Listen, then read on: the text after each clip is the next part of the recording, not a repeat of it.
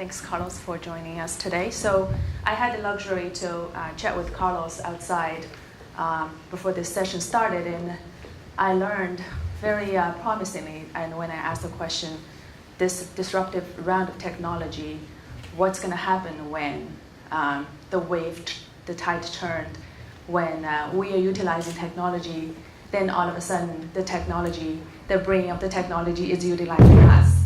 So the promising answer I got from Carlos is, based on the recent surveys, between men and women, the men are going to be wiped out first, be replaced by the robots, and then the woman will be survive longer.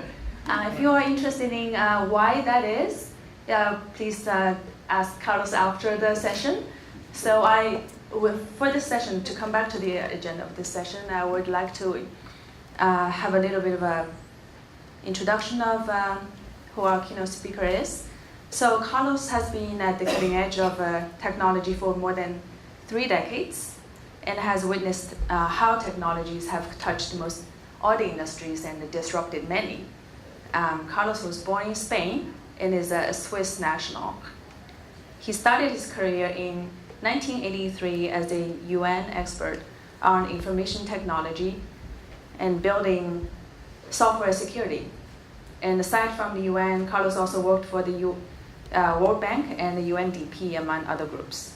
In 1999, Carlos founded the Geneva-based online data security firm WiseKey, where he currently serves as the CEO and chairman.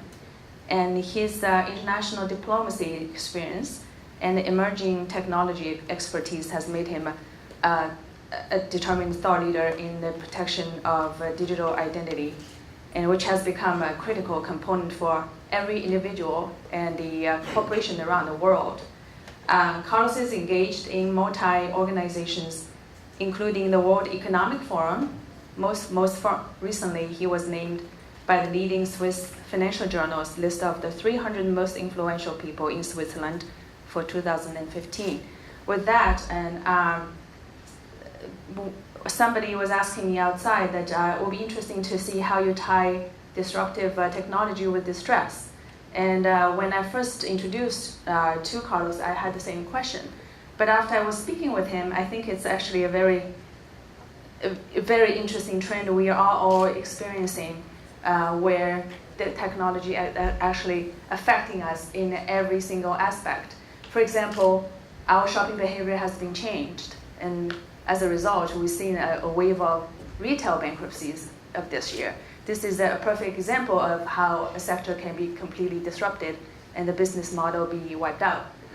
So with that, I think everybody in the room will be very interested to hear your thought on what's the next to come, and from where you stand, you probably see the new upcoming technologies that we haven't seen that may be affecting sectors other than retailer. So thank you very much. In the same line of thought, my objective is to disrupt myself, so I don't need it to address anymore. I will be around very soon.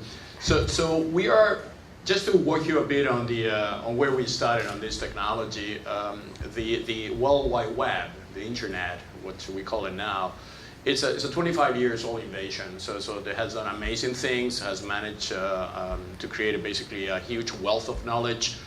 We can now, with a click, go into any website on the world. We can go into social media. We can go into do transactions. But this is a 25 years old technology, so it's totally obsolete. The fact that we are getting hacked on a daily basis and the attacks are so easy is because the infrastructure is not secure. So it is an infrastructure that obviously has deficiencies because it was not designed to do what we're doing now. The World Wide Web was designed by physicians in Geneva. I was part of the team 25 years ago that I started to use the World Wide Web from ground zero for very basic things. So when you extrapolate that and you move 25 years, which is today, and you see what is happening on the internet, where we are doing now all sort of transactions without solving the security aspect of the internet, this is obviously very scary. And it's going to get more and more scary. Now, the good news is that what you just said now is that we are entering into the maturity phase of this infrastructure, on where we are adding now technologies, and they are very disruptive. Blockchain is one, artificial intelligence, M2M, and those technologies are converging. So before, these technologies were on silos. So you have the AI guy working with artificial intelligence and the blockchain person doing that, and the M2M chips IoT doing that. And suddenly, which happened historically in the 16th century, it was the Renaissance period where mathematics get involved with arts and architecture. So the world changed because suddenly you have a very strong forces that they are creating basically a new disruption. And that disruption is going to be radical. I don't know if in the last 3 months you start to see the effects of that disruption. There was an article from JP Morgan just a few weeks ago that say 1 hour of artificial intelligence on a software installed with the name COIN, which means contract intelligence, is actually doing the same work of 300,000 hours of lawyers' services. So they manage with 1 hour of AI, artificial intelligence, to replace 300,000 hours of lawyers. So that's very interesting. What you just touched upon is for any companies, that's no-brainer to switch from one to the other. You're comparing 300,000 hours versus one. So what does that mean for the industry? I guess from the company's point of view, it's actually more efficient in terms of their operations. So who are the losers here? Who can be disrupted? So the losers will be the organizations or individuals or advisors or consultants of that they will be in denial. They will say, no, don't worry, I am so good, I've been 25 years in this industry, I know everything about this industry, nothing is going to happen to me because I know so much about that. That's actually a very, very false statement because AI, actually what it does is collects those 25 years of experience that you might have, puts that on the code and replaces those 25 years requirements from you, which may be aligned to the level of salary that you're going to be charging for transfer that knowledge. So what we are doing now in AI is that experts of the world in all areas, I mean financial services, M&A is actually the next target on disruption. There was first telcos. You remember telcos were very powerful before Snapchat and WhatsApp and Facebook and all these guys started to make telco services free, right?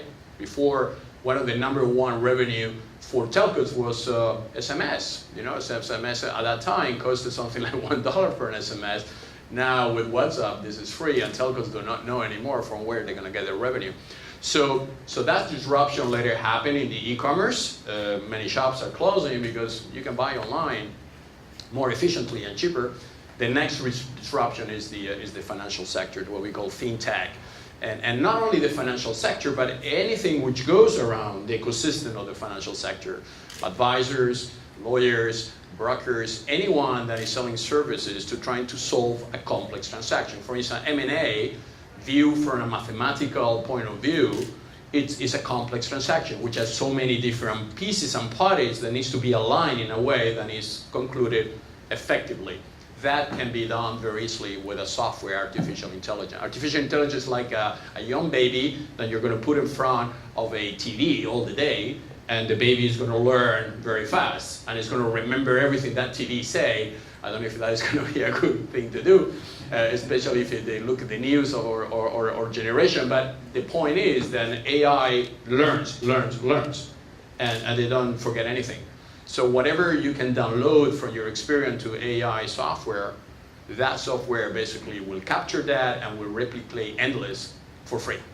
And that's the big opportunity. Now, in order not to lose that, rather of saying, oh, I'm not going to be disrupted, therefore I am not afraid of this, actually the big opportunity is to, like JP Morgan is doing it, embedding that technology into your practices. Because then you are not anymore an organization that is selling that expertise, you become a platform. The entire world is moving to become software platform. So a bank is not anymore a bank is a software platform providing financial services. A car company is not anymore a car company, Tesla is not a car company, it's a software platform connecting cars and providing services for that car. Uber is not a transport company, it's actually a platform interconnecting you. So the platform effect is where the money is going to be in the future. But the platform effect requires a huge disruption, knowledge, because you're going to have to replace the legacy software that you have been using and you have been using for maybe 25 years, and so far has been enough for what you need, with totally new type of approach on technology. So you're saying that we humans actually basically created intelligence, artificial intelligence, that will be becoming more intelligent than us, and really disrupting us. And the way to keep up with that is to get on the game, do not be in denial and pretending it's not happening. So are people in the industry actually responding to that, and how? Yeah, so the thing is that the fact that humans are going to be able to use computers and artificial intelligence, blockchain in a day-to-day work basis, this is going to replace the repetition task of human. I mean, a lawyer maybe is an amazing lawyer with a lot of knowledge, but a lot of the time of the lawyer is to just repeat and repeat endless things and contract he has negotiated in other places. So that part will be replaced by artificial intelligence. Obviously, humans have something that machines do not have, is that we have emotions, we are more complex, that whatever software will ever be invented, human complexity will never be matched. Yeah.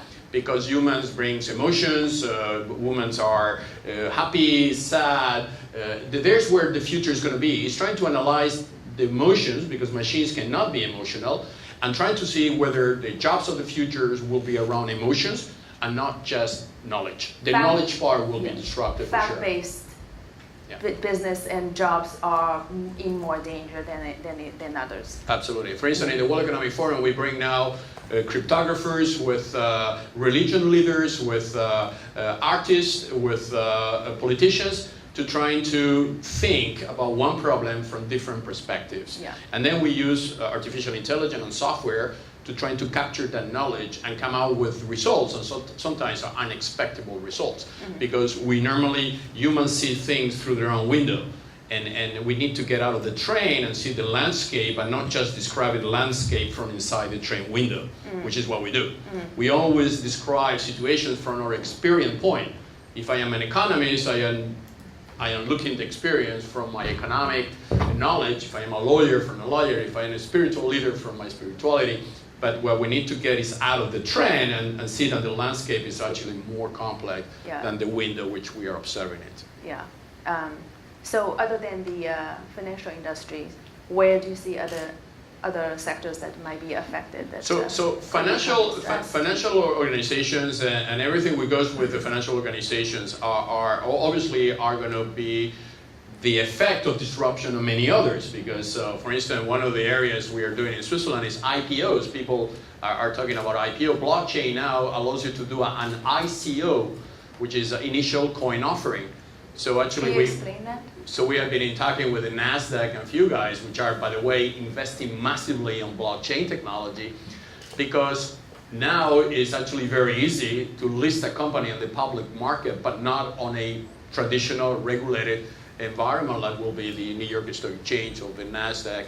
You will do that on an ICO, which is an equivalent of IPO, but you are paying with Bitcoins. And that is a wallet. You have a wallet, you download the wallet, you load your Bitcoins. By the way, one Bitcoin now is $1,000, so the parity was 1-to-1 just a few years ago, 3 years ago. Now it's 1-to-1,000, and in 5 years it's being projected to be 1-to-2,000. Because everybody's getting into that. You know, Bitcoin now is being used in Switzerland. You can buy your train ticket already with a Bitcoin wallet, by the way, provided by Wisky. So this is going very fast now, and what is happening is that imagine the consequences of doing an IPO. I mean, the IPO is a $2 million that goes to the investment banker, maybe another $500,000 to lawyers, maybe another, so about $4 million goes to intermediaries, which are not at all required for an ICO. So the money will be put right on the people, you will put the money on the technology. Yeah, so essentially the technology can do it automatically without human interference or expertise in this case. And that also disrupts countries. China is investing heavily on artificial intelligence and blockchain. China has understood that the next level of growth as a nation will becoming what you call an internet platform. I've been several times in China, and Chinese are building actually one of the most sophisticated internet platforms on the internet. So they are creating like a private area on the internet. Say this is the Chinese area, and if you coming into that area, we're going to give you technology and services which are superior than if you are in another internet area, whatever that is, United States or Europe. So there's going to be the future competition between countries. Companies will say, okay, I want to create a huge growth in my company. I'd rather go to one of those platforms, then they are more efficient, they have better technology than if I stay in another one. Essentially, so it's a land grabbing of which platforms you get on. Yeah. And from the other point of view is the platforms are controlling who can get on. Yeah. And blockchain is essential because one of the problems of the internet, for people that don't understand blockchain, if I send you a document on the internet, if I send you a PDF file or a contract, actually I am not sending you anything. I am keeping the original, right? You're just getting a copy of what I am sending. So that's the current internet. And that's why you cannot send money on the internet. I cannot send you $100 and keep $100. That would be great, right? So that's why you need somebody in the middle, which is a bank, that takes the $100 from my account, deposits in your account, and certifies me and you that we both have been credited and debited, and they get a fee for that. That's the current world. In a blockchain, because the blockchain there is a ledger that records all transactions, you don't need an intermediary in the middle. You don't need a bank certifying that. So if I send you 100 Bitcoins from my wallet to your wallet, actually that is happening without the need of having anybody in the middle. So that's why this economy is very disruptive, because you are just disrupting the intermediary process. Basically, we are in a situation where before we trust the bank, we trust the lawyer, we trust the government eventually, we are in a trust shift. The new generation don't trust the same way that we trusted ourselves in our generation. The new generation is a peer-to-peer trust. If somebody wants to rent a hotel, they don't go anymore to the hotel association to see if that hotel has 5 stars. They go to one of the peer-to-peer applications and check the rating of other people visiting that hotel. So that's the new motion, is that the trust is being molecularized and transformed into a peer-to-peer trust. And that has huge consequences for anybody selling trust. Because basically the financial sector, what it does is sells trust, right? I am a bank, therefore you should trust me, because I am safe, this is changing. This has been challenged with technology now. So how can those impacted industries, how can they survive?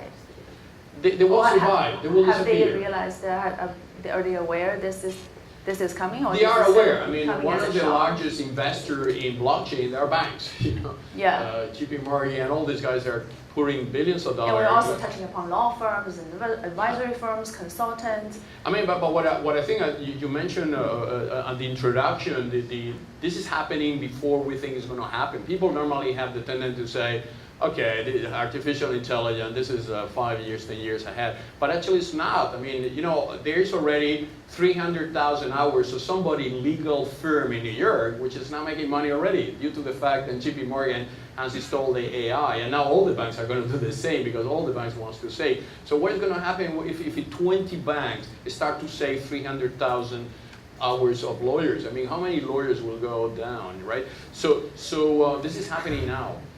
And to be honest, we don't have a plan B. Either we adopt the technology and we will move very fast there, or we just disappear. There's no other way to go.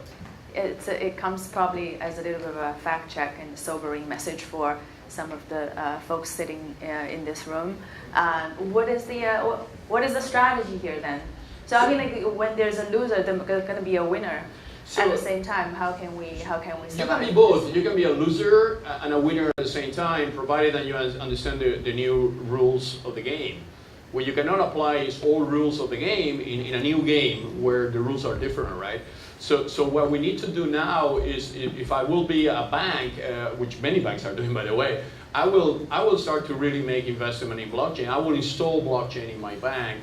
I will have some pilot project going on artificial intelligence, maybe around your practices. I'm sure you have a huge room, data room, full with due diligence documents that you have been using for conducting due diligence. All that is going to be disrupted. The due diligence process can be done now through cloud computers. If you have already moved the due diligence process to your cloud, that's a good step already, because once it's in the cloud, then you can inject AI technology, because AI feeds themselves, those algorithms reads what you have put already in the cloud. So bigger gets the cloud, more organized gets your data, faster you're going to be able to provide the service. What I think is going to be always unique is that in all M&A activities, you have a very visionary person that can see the deals happening before the others, then they can act faster than the others, because that part will not be replaced by artificial intelligence, right? So that's the uniqueness of the human nature, is that we have instincts, we have things that make us different from the others. Whether AI, the only thing it's going to do is going to be more effective and faster than we will ever be on things that requires analysis, control, data mining, and processing. Yeah, we each will do what we do best. Exactly. Yeah. It will free I think I am very positive. People always say, oh, this is the end of the world, this is Terminator 3, and it's not actually.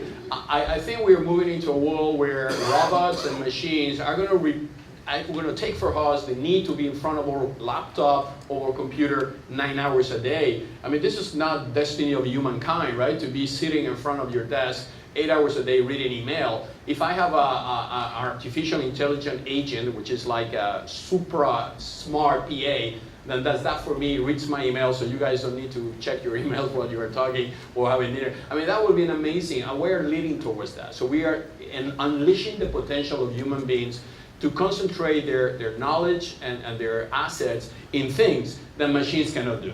So that's where we are going. We are not going to a world where we're going to be terminated or controlled by computers, because computers will always be, regardless how secure or how intelligent they are going to be under our control, because we humans have things that computers will never have. So, but we're going to live with them. I mean, we are started living with them. Our kids already live with one computer, which name is iPhone, or that's already a computer. An iPhone has the same computer power of the computer that invented the World Wide Web 25 years ago, an iPhone. The same. And it has 10 times more power than the computer that was used to send men to the moon, right? So we all have a robot in our pocket. This robot doesn't work yet, but soon it will. And we're going to be used to have that person, which is a computer, helping us to unleash our potential. Yeah. So when we look at our phone next time, we need to think about is how we should think hard on the business models that we are currently running. Yeah. And there is always a way to take advantage of it. Or you can continue to be Or funds are you know, people think that we have funds, but actually we are not. Well, we have our terminal. Our funds are learning from us. Your phone is learning from you all the time. So your phone is not a phone. It's a terminal that allows Apple or this company to learn from you as much as they can, because they are building artificial intelligent algorithms on your behavior. So phones are just a way for companies to learn about you. More you're going to do on social media, more emails you're going to send, more website you're going to access, more Facebooks of the world you're going to use it. This is more data you're giving to the phone, and the phone to the company that controls that phone. So those are platforms, right? Yeah. Now obviously it has many issues, because for the time being it's done in a way where the user then doesn't understand what is going on. So that's where the abuse happens, right? That when they are data mining your data, they are using illegally your personal data. It's because it's not an agreement between the user and the platform. For the moment, the platform is just taking everything they can from you, because they are building artificial intelligence behind. I mean, artificial intelligence, where Facebook, where it's Google, all these companies are building artificial intelligence, and they need your funds, because AI without your funds cannot work. They need your data. The data is the blood of the system. Yeah, interesting. So I was given this signal that our time is up. Thank you. Thanks, Carlos, for spending the time with us. It's very interesting and informative, and definitely give our distressed community a very fresh perspective on what might happen in the future. Thank you very much. Thank you very much.